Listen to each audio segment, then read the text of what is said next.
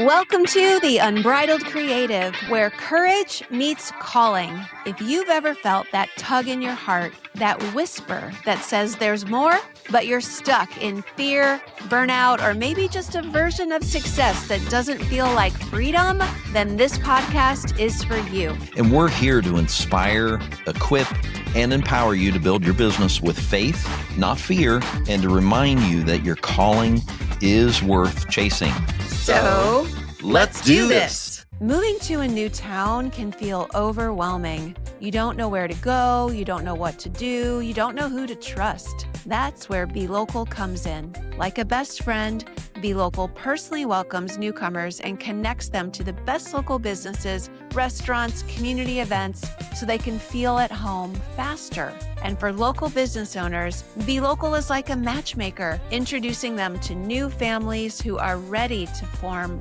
long-lasting and local relationships. To grow your business by reaching newcomers, visit reachnewcomers.com. Welcome to the Unbridled Creative. This is Trent, and I am here with Daniel Curtis. He is from England, I love being able to talk to people from another country, and it's such a pleasure to have him on the show today. Unfortunately, Laura isn't with us today. She gets a day off every once in a while, right?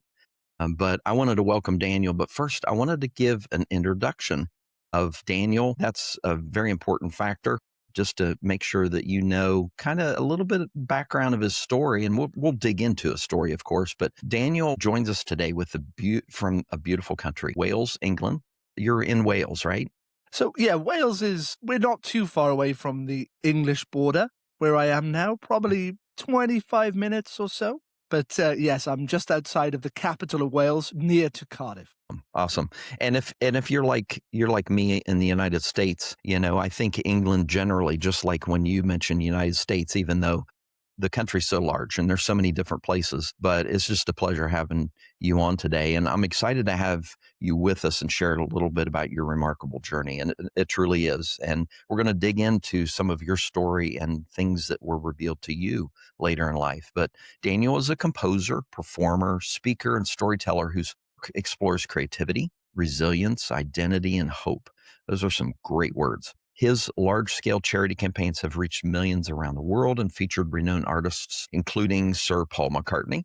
That's a little bit of a well-known name, right? And Dame Judi Dench, Will Ferrell, Whoopi Goldberg, Henry Cavill, Jack Black, and Bryan Cranston, just to name a few.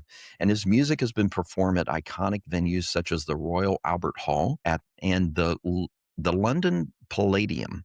I always love that word, Palladium, not stadium, it's Palladium. He's appeared on BBC One's The One Show with Tony Bennett.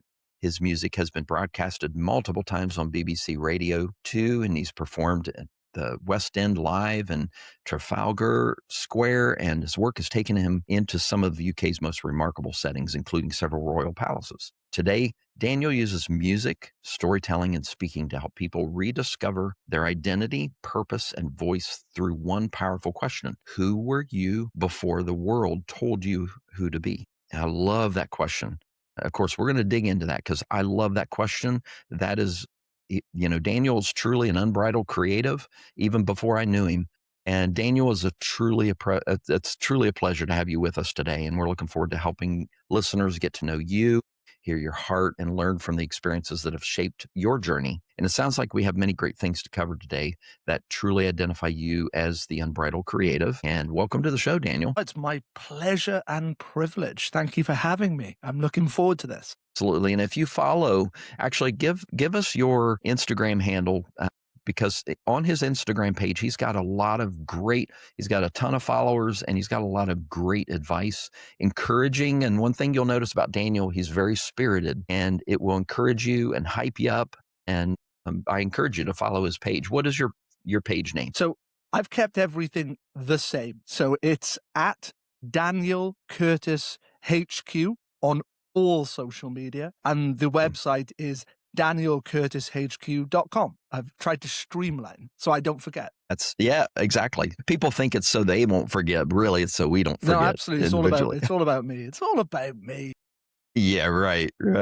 Well, actually, I know it's not, because a lot of things we're going to talk about is going to be encouraging to you, the person listening today, because a lot of the questions I've got for Daniel, and as people who are familiar with our show, we may bounce around a little bit, but we truly have a goal in mind for this show to help you as a person know who you are and who you've been created to be.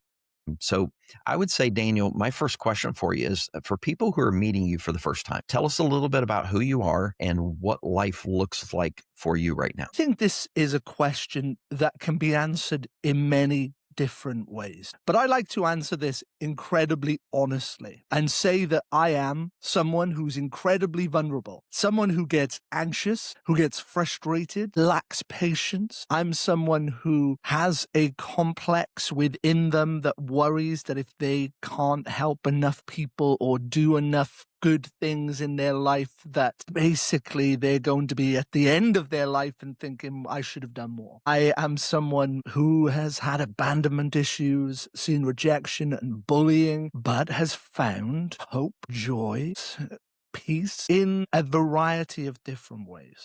I am a flawed human being doing his best. I love it. And you know what? Your honesty and vulnerability, I'm sure you relate with a ton of people, probably every single person listening to this right now or watching this program, because we all are vulnerable in different ways. So true. We all have issues. We all have issues that started when we didn't even remember, for one reason or another. No one lives in a perfect family. No one is perfect. So with that, I'm glad you started with that, because that gives us a good foundation to start from. Because you're a composer, an educator, and speaker and writer, right? And I'm curious, how did you understanding yourself and how did those different parts of your life come together you're at now? Because obviously this has been a journey. Who I am now is a very different person to the little boy who is terrified. And I mean terrified of performing in front of anybody, to put himself in any kind of limelight of any kind. I was scared of all girls until I was about 15. I'm still pretty terrified of them. I couldn't even speak to a girl. I was terrible. I was so intimidated. But I have been through in my life many stages. But it all started for me by listening to Mario Lanza records, the great American-Italian tenor, at my grandmother's house every Sunday for about 10 years. It is the only records that she had, and she had everything he ever did. So I was about 4 years old, putting headphones on, putting records on and listening to those. My other side of my family, they listened to Sinatra and Bing Crosby, Bobby Darin, Ella Fitzgerald. So I had this mesh of Mario Lanza, the Rat Pack, plus what was going on when I was a kid. We were kind of hitting the boy band kind of era, and there was a lot of, that kind of influence. I wanted to mimic the boy bands for a while, but we all, right? Yeah, absolutely. I wanted to be cool. I wanted people to like me. But that really, actually, when now we're touching on that desire or need to be liked has plagued my life for many, many years. Now, I care less about that. And actually, everything's coming together in a far more fluid way.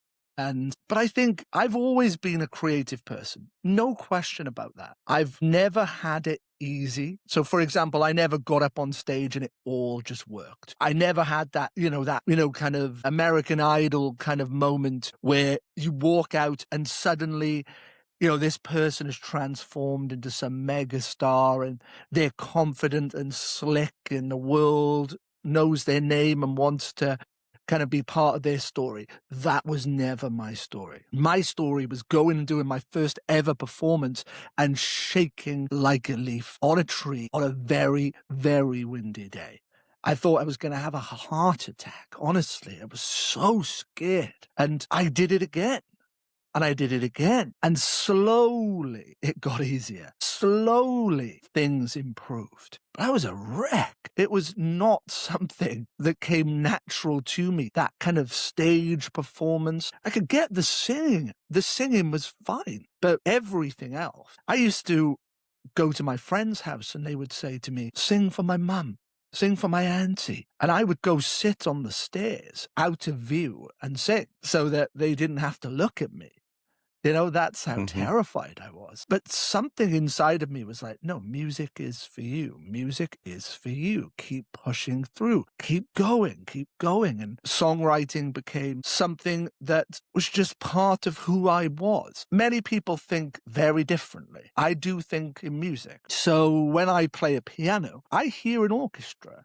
That's what I hear. My brain interprets those notes on a piano orchestrally, and my mind does that for me. I don't ask it, it just does it. And, I hear music, and if you ask my wife, she'll tell you, I never forget melody, but I'm totally hopeless on remembering lyrics. Can't remember them, terrible, including my own, but melody just stores itself inside me. And I have a tremendous recall. But that started by listening to those records. You know, what's interesting? It's funny that you say this because I'm relating totally with you because some may know I'm a musician as well and a singer and professional drummer, and I'm the same way. I can't remember my own lyrics, let alone somebody else's lyrics. It's terrible. I don't know what it is. However, I can map out a song. I can remember everything that's supposed to happen and then be free with it on stage. But yes, you're correct. It doesn't matter how long you've been doing it. Get on a stage and there's just a little tweak of something that is, my hands get cold and sweaty and my left knee shakes. I get it. Why?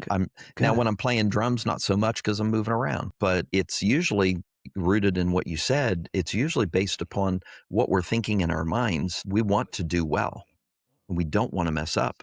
That's where the nerves come from. And especially if you've been told you couldn't do it or you've been bullied or something like that. And that's part of your story as well as mine. We relate in so many different ways.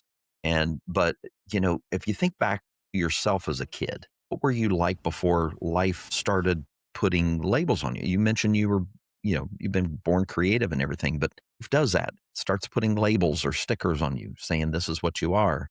Do you think that's rooted in some of that nervousness in doing what you were gifted to say, to sing and do? And by the way, Daniel's got an amazing voice. I've heard him. I dug in and heard his voice. He's a beautiful singer. What would you say happened and what were you like before life started putting labels on you? Before life ever started putting labels on me, I was very much a child who always wanted to be around adults. I didn't really understand children, even from being tiny and going to nursery. I just wanted to be with adults all the time. My grandparents brought me up.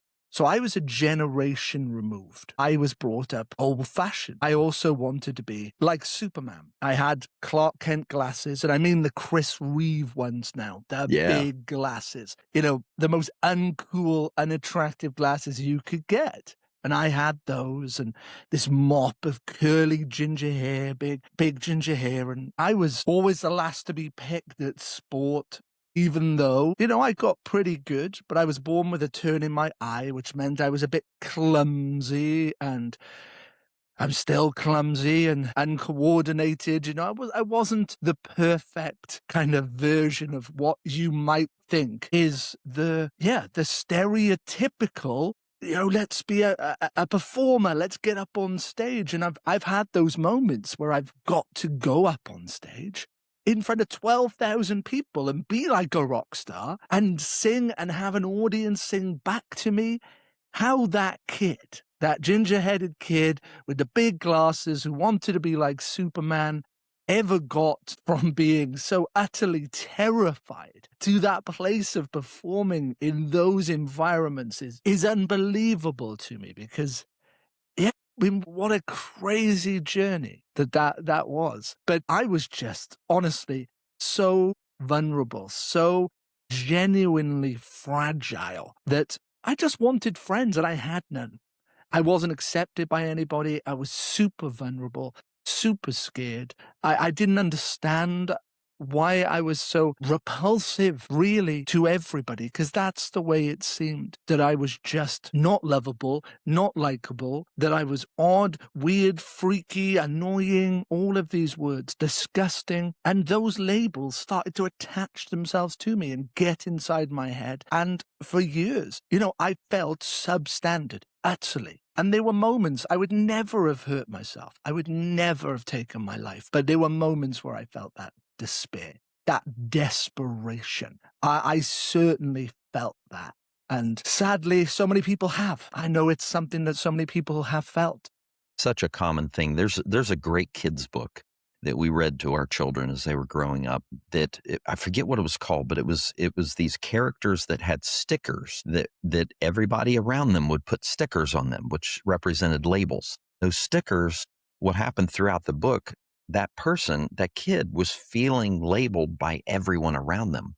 And they were starting to believe everything that those labels that were attached to them were saying. And then eventually the kid realizes who that he or she is. I think it wasn't even a he or she, it was just a character, an animal or something, and realized who they were and who they were created by.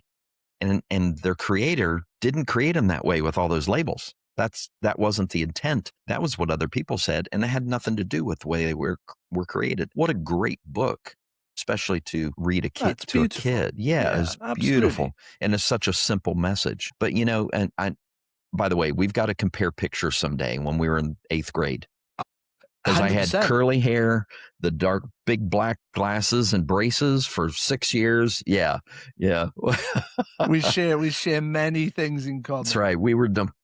Someone identified me as Napoleon Dynamite one time. Wow. Yes. Yeah. With that picture. And they're like, oh my gosh. It was one of our kids in youth group that they came to my birthday party, it was years ago, and said, oh my gosh. And my mom had all the pictures there. She was so proud of my curly hair because she helped me with my curly hair.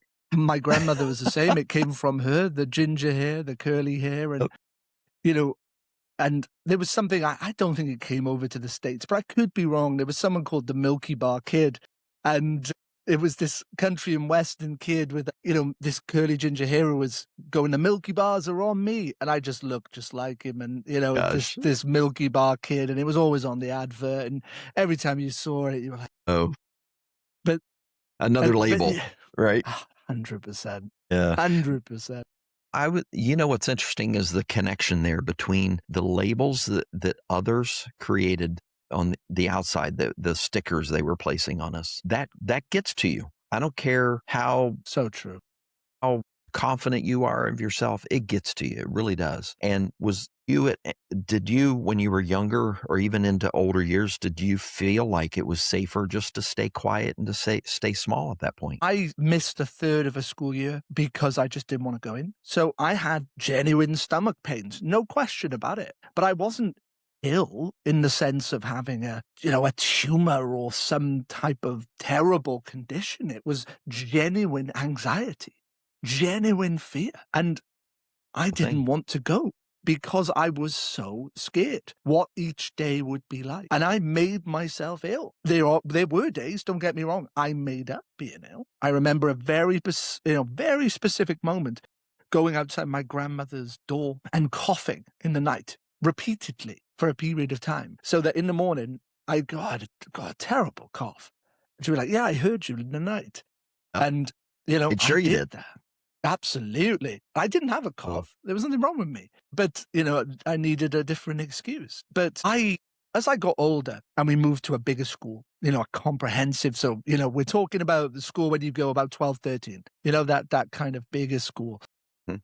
There was fields and I would just walk off. I'd go off on my own and I'd come back at the end of break or at the end of lunch and hopefully no one would find me. That was the aim, to hide away, to shy away, to disappear, to not be around the people who could genuinely hurt me. There were moments, where I was growing up, and I'm talking about the entire spectrum of school where I tried to be cool. That didn't work. I tried to be the sporty one, and I was good at sport, but no, that didn't work. I tried to be the one that gave people things, and that backfired. I just never, ever was authentic. I was never myself. I was always an adaptation of something I thought maybe would resonate with somebody. But I've made horrific mistakes, and I tell this story sometimes, and I do not tell it because of any desire for someone to feel sorry for me. But I've always had this thing where when people fall out with their friends, they come towards me. So in school, I would have no friends until someone fell out with their friendship group. They would then migrate towards me. I would kind of look after them, take them home with me, have dinner. My nan would cook. We'd play games, go out and play sport, be inseparable for about 2 to 3 weeks. And then all of a sudden, they'd make up with their friends again and they were gone. And I used to kind of get quite bitter at first and go, hey, this is not fair. Then I went through a stage of going, well, actually, that's my place in life. That was far more dangerous right there. Yeah. To go, my place in life is just to be there when other people need me, never when I need somebody. My job is not to have friends. It's to help other people as and when. And that's a terrible, terrible outlook. And one I realized was super flawed and silly, because in some ways you repel people as well because of that, because you don't want to make, in the end, lasting connections, because you just assume people are coming for a certain set of circumstances. You fulfill that need and off they go. And you just take that and you don't even try and sustain bonds or keep in people's lives. I'm not saying you should fight to keep in people's lives, but you don't do the work for that either. You just accept it. And maybe I was hanging around with the wrong people. Sure, absolutely. But I started blaming other people for things that were wrong with me. My inability to want those connections, actually. My inability to be vulnerable. My inability to say no. To say, actually, look, I don't think you're being sincere. I don't think this is a genuine connection or friendship. It feels like you are trying, to take from me all the time, and you don't want to be part of my life. But I was never brave enough for that. And it was far easier just to go, this is my place. This is what I am. I'm a kind of emotional dumping ground, a baggage drop. Boom, Yeah. throw the baggage. And then when someone's ready to pick it up again, yeah, it's here for you. I'll just look after, I'll just look after you and your stuff until another day. So I think that's one of the things, that took a long time for me to realize. Yeah. And I think also rooted in that really is your heart to serve people. And then that was taken advantage of by children who don't know any better, and even adults do that. There's a program we're going to be releasing in the future about boundaries. I'm reading that book again. It's called Boundaries. And boundaries are something that we have to place in our own life that we cannot create. We can't tell somebody else have that boundary. We can't tell them that they need to do something a certain way. We can only control our own boundaries. And those aren't necessarily barriers like walls, just boundaries, giving space to things and being clear with the understanding of our relationship and our connections. And what I want to get to next really with this is, I think what everyone really wants to know is, how did you get out of that? How did you start to begin to grow outside of what held you back so much, and what are the things you had to unlearn in order to start finding your voice again? I'm using that analogy to find your voice again on purpose. But what were those steps? What did you have to start unlearning to get there? So the first thing that I had to do was look at my life very carefully. We all get things in our head all day. For example, I'm not good enough. I'm not smart enough. I'm not fit enough. Why should I be able to do this? Why would someone pick me?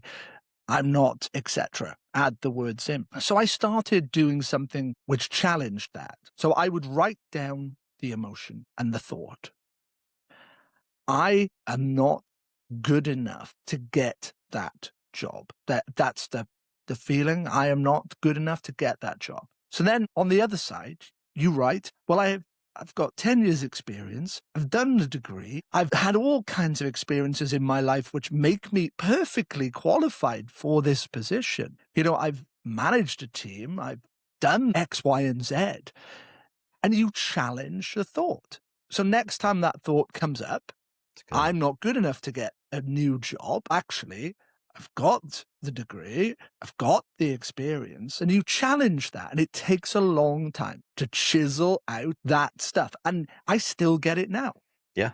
And I have to work with myself. One of the things that I did was I created a tool called Mood Mission Action. So this is something I use all day, not once off, not a little kind of gimmick that, you kind of just, every now and again. This is something I use continuously. So mood. So we're talking about physiology. We're talking about biochemistry. We're talking about doing something that shifts where you are, your state.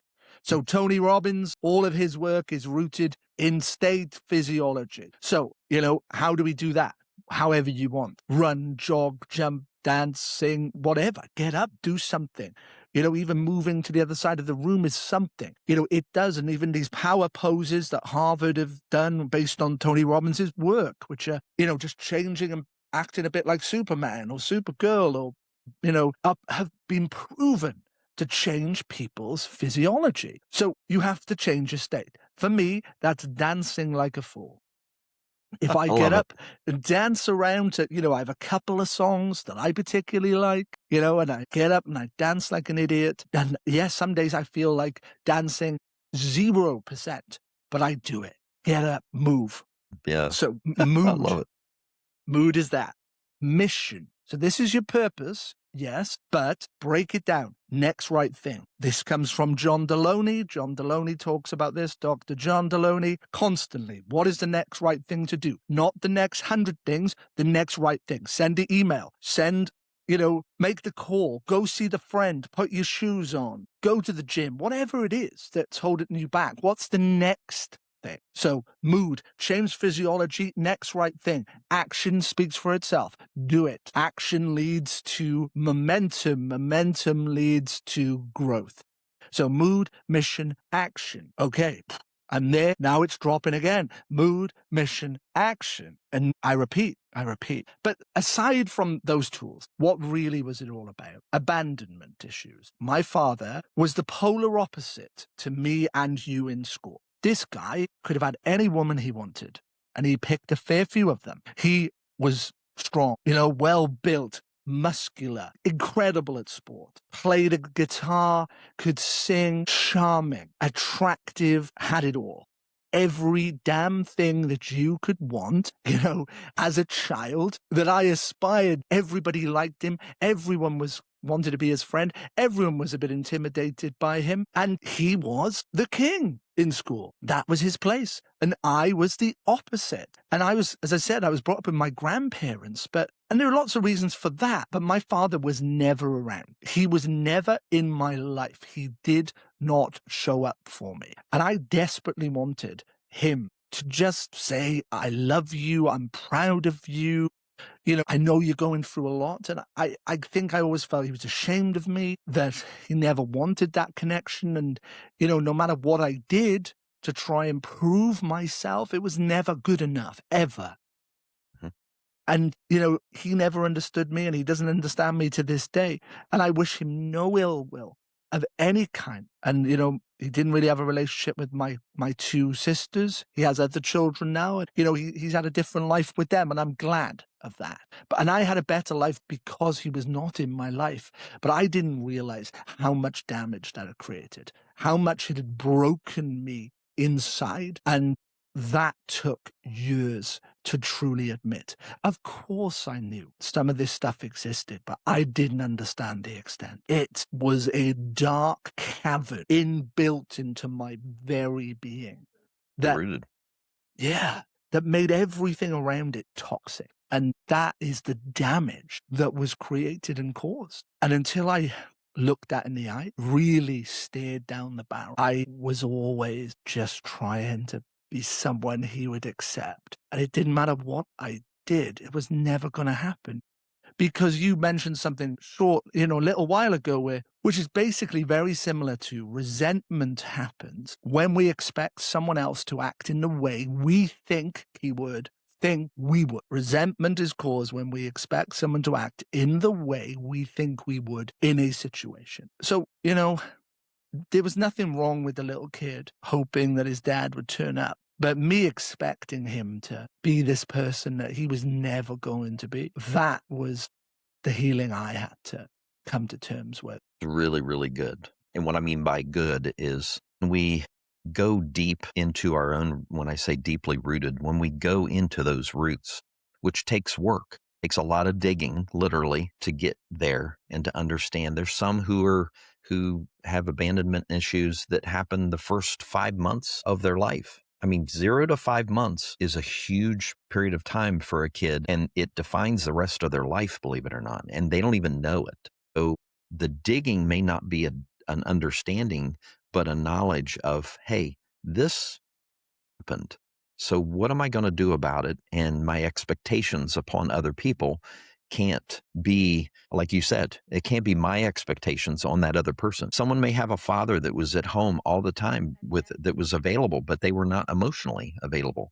Maybe they were physically there, but not emotionally, and vice versa. So everybody's story is a bit different, but everyone has some rooted issues from the past we have to deal with.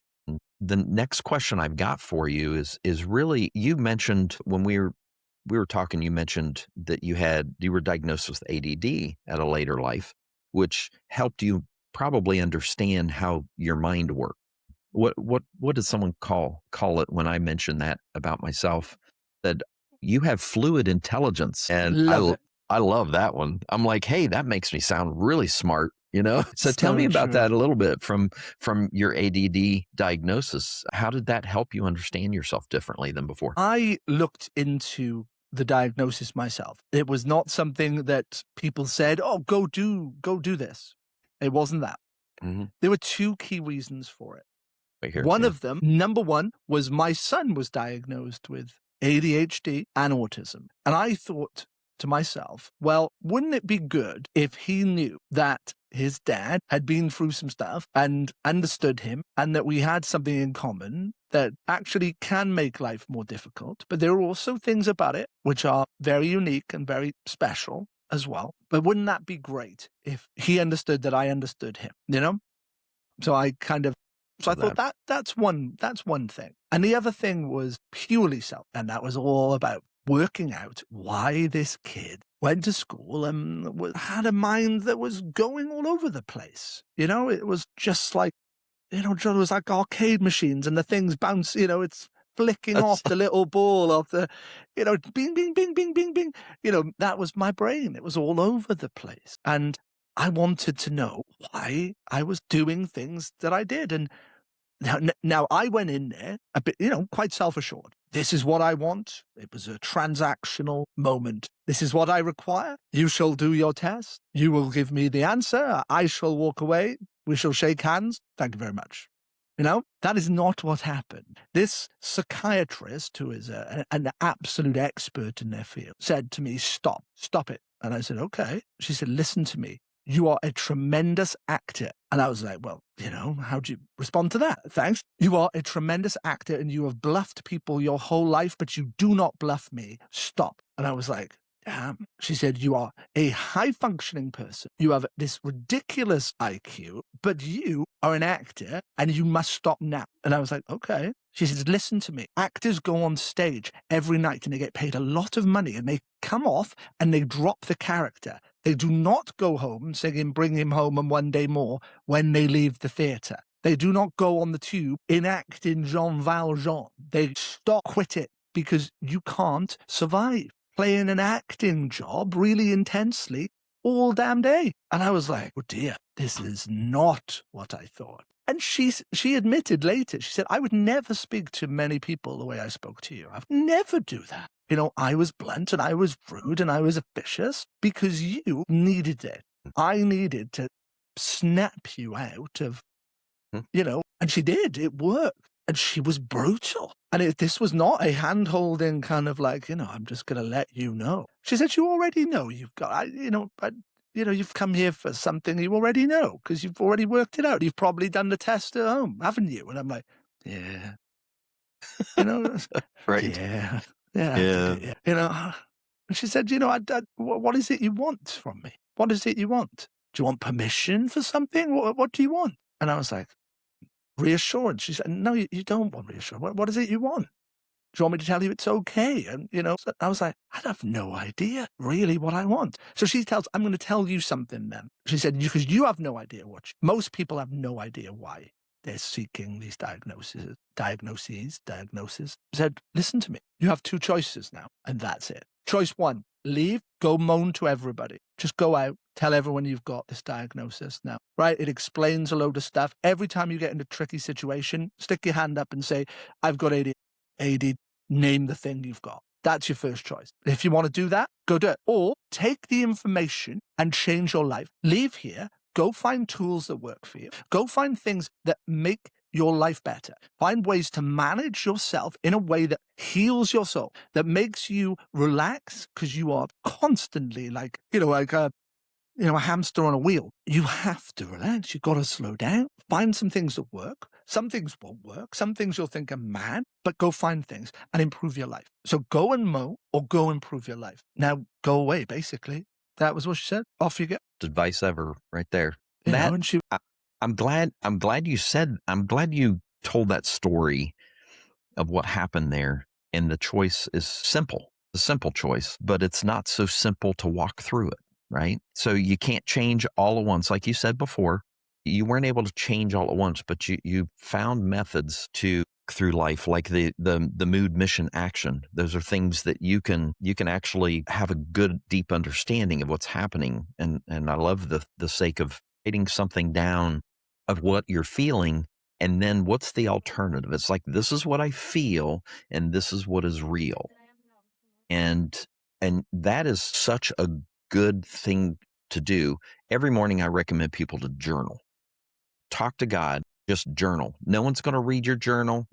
You can just spill it all out. And what I do is when I close the book, closing that day for what it is, and whatever happened is not there anymore. Not that it doesn't exist, but I have dealt with it and I gave it to God. Now, if it's really bad and wrinkle up the piece of paper, I'll throw it away because I'm done with that. But I love that advice that you've given.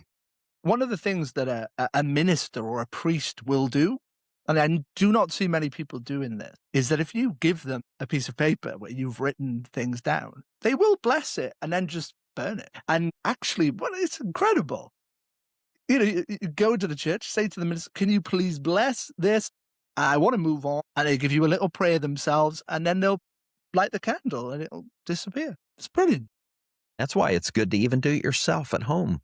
100%. Don't catch your house 100%. on fire, but No, don't do that. But you know what? This is true. This is true.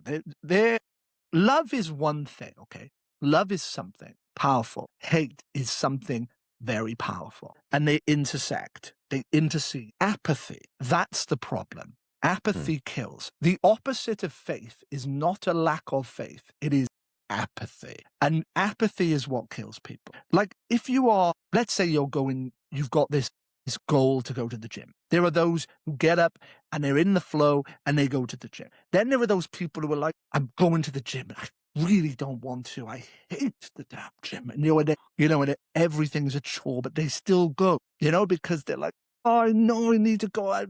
Right, come on, I'll drag myself out the door. Oh, this is awful. Headphones on, treadmill again. It's painful. Then you've got the person next to you with a smile. Hey, how are you doing? I'm just, I'm 26 miles in. Life is good. Yeah. I'll just have a chat. But then the person who goes, forget it. I don't want nothing to do with that. That's the person. They're not doing nothing. So you talk about faith. If someone's got faith, terrific. If someone's got something to say about faith, I do not believe, and this is why, and I feel passionate about this, that's fine. I can talk to those people. But the ones who go, don't believe, don't care, don't talk to me, not interested. What do you do with them? Yeah, but no, I'm not interested. Go away. That's the end. It's finished. Yes, maybe one day something will happen to them and things will change. But fundamentally, how do you stop that? So the question in our life is not about when we feel frustrated and angry. That still means you care. The scarier one is when I just don't care no. I do not care. That's when people really need someone to walk with them. And they always need someone to walk with them, right? Community is the greatest thing on earth. Really, it truly is. And that can be the community of God, your own community, You know, I hope Mhm. people find that community of God, but whatever that community looks like to you, look after the person next to you. And if the person next to you looks after you as well, life is a better place. When times get really tough, I think about Mr. Rogers. Mr. Rogers' neighborhood is something very dear to me. We didn't have that in the UK, but I found Mr. Rogers through clips and I've used them in teaching myself. And Tom Hanks, my favorite actor, Mhm. portrayed Mr. Rogers on screen. Great movie. Next to the very Welsh Matthew Rhys, actually. So, Matthew's he's an amazing actor.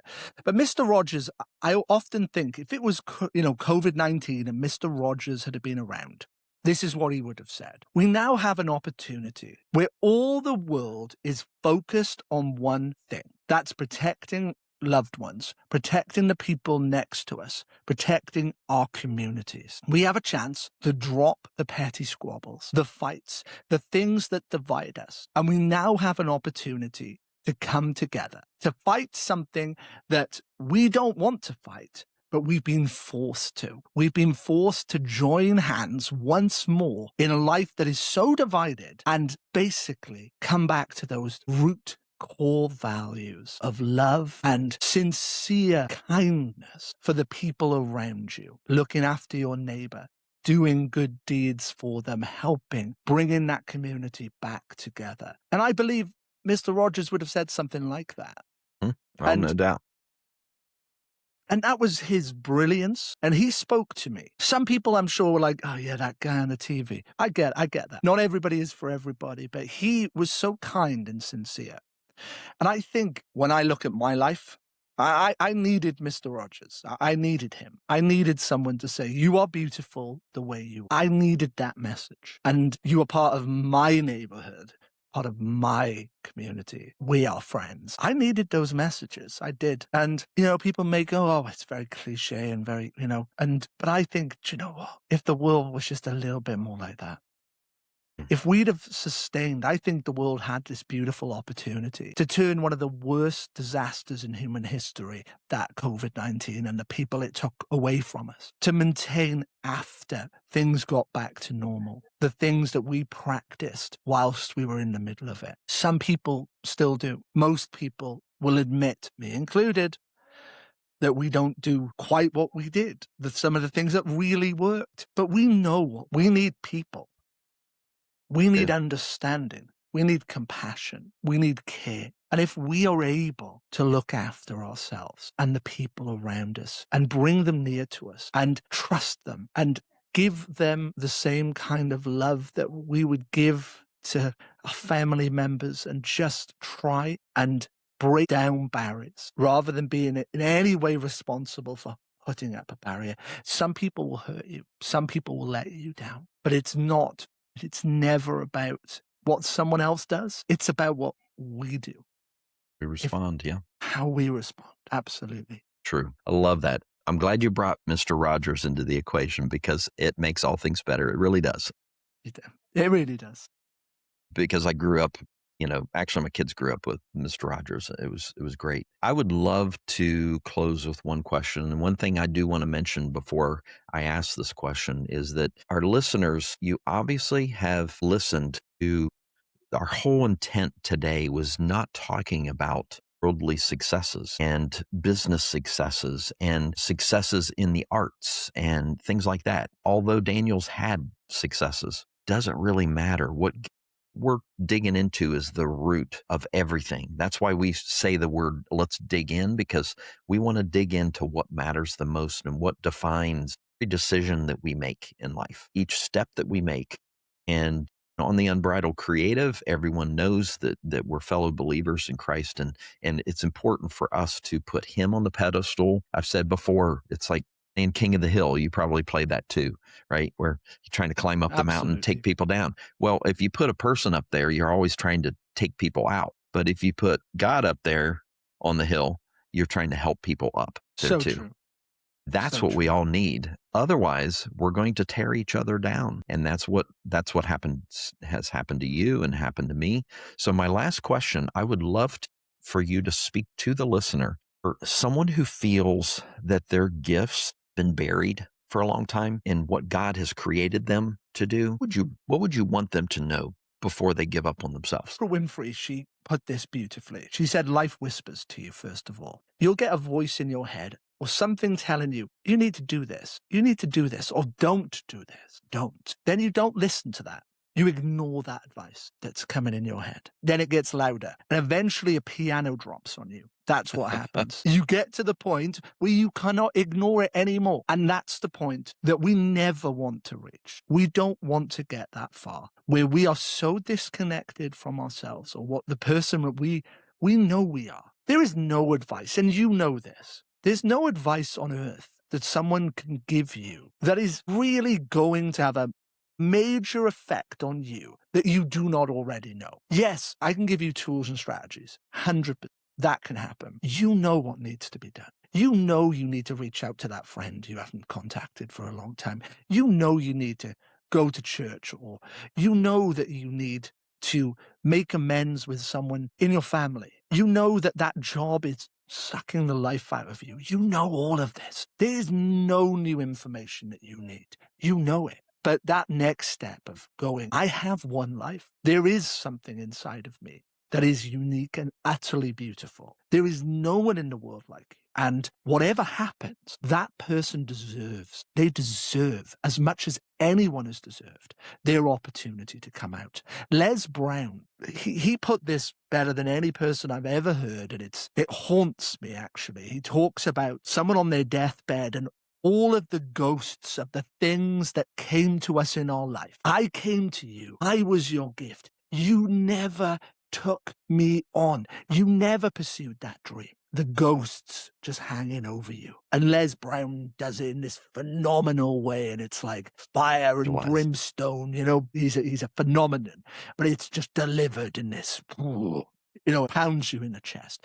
Things like that can wake you up. Rocky Balboa wakes me up. The world ain't all sunshine and rainbows. It's a very mean and nasty place, and it will beat you to your knees and keep you there if you let it. Because you, me, or nobody is going to hit as hard as life, but it ain't about how hard you hit. It's about how hard you can get hit, how much you can take, and keep moving forward, because that's how winning is done. That's perfect. People have said everything we ever need to hear. It's out there. People have walked our paths. They've been where we've been, and we've got to reach out to them. So my message is, do not do it alone. Please, I beg you. Do it with Christ beside you. Do it, in the love of God. And if you are not a believer, then find your people all around you. And do this anyway. Even if you are a believer, go find your people. Find your space where you feel content, where you do not have to pretend, act anymore. You can breathe. And from that, so much can grow. But you have to believe that you are here for a reason. And I assure you that you are. Because there is no reason that this kid, who, as I said, didn't fit in, was a complete shambolic disaster of a mess, got to do things that I've got to do. If I can do it, anybody can. And you are never too old. You are never in a place where you cannot come back. There is something incredible just waiting for you. And I hope people truly take that step forward, because I assure you, once you let go of that mask, the pain has nowhere else to stay inside. It has to come out. Love that. Love that. Thanks, Daniel. Really appreciate your words of wisdom, your openness and honesty about your story, because that's where it begins. It really does. When you're open and honest with yourself, it begins there, and then reaching out to your community, to those that are out there. There are people out there very much like you and many other unbridled creatives that are out there. Everyone is an unbridled creative, should be at least, right? Absolutely. Unbridled from what the world says we are, and created how God created us. And so I want to encourage everyone to share this program, not because it's my program, but because we had Daniel on today to give you such great words of wisdom. And what I would like for Daniel to do, he shared this in the beginning of the program, but I want him to share his Instagram and LinkedIn, all the handles out there. Sure. And you do some podcasting as well. And I do. Yeah. Give us how do we find you and hear from you? Best way, www.danielcurtishq.com. at Daniel Curtis HQ for all the social media. Got a book coming out in November, Who Were You Before the World Told You Who to Be? Memoir, all about my story, my journey, not my whole life, but things I've learned, the lessons, where they have come from. It's very honest. It's very self-reflective, and it helped me as well. And I hope that some people resonate with it. Thank you so much. It's been a joy to talk to you. It's been a privilege to talk to you and your lovely audience. I think your show is lovely. I've listened to it. It's really empowering, very inspiring. So keep doing the great work. And yeah, I really mean that. It's great. Yeah. Appreciate that, Daniel. And we'll have to have you back on the show after you release your book. That'd be wonderful. Sure. And we'd like to promote that out there. That'd be beautiful. God bless everybody. And I'm glad you absolutely were able to jump in on the show today. Take care of yourself, Daniel. My pleasure. You take care. That's right. Thanks for joining us on the Unbridled Creative, where we believe your story matters, your voice has power, and your dreams were planted on purpose. And if something sparked in you today, don't let it fade. Take a step, trust the nudge, build the thing. And if this episode encouraged you, we'd be so grateful if you'd help us spread the message. And if you haven't already, hit subscribe so you never miss an episode. Share it with a friend who's ready to build with heart, not hype. And leave us a review. It helps more bold believers find their way here. Wherever you are in your journey, we hope this show helps spark your hope, fuel your fire, and strengthen your faith in what's possible. We're cheering you on, praying for you, and showing up every week to help you keep going. So, be bold, break free, and live unbridled.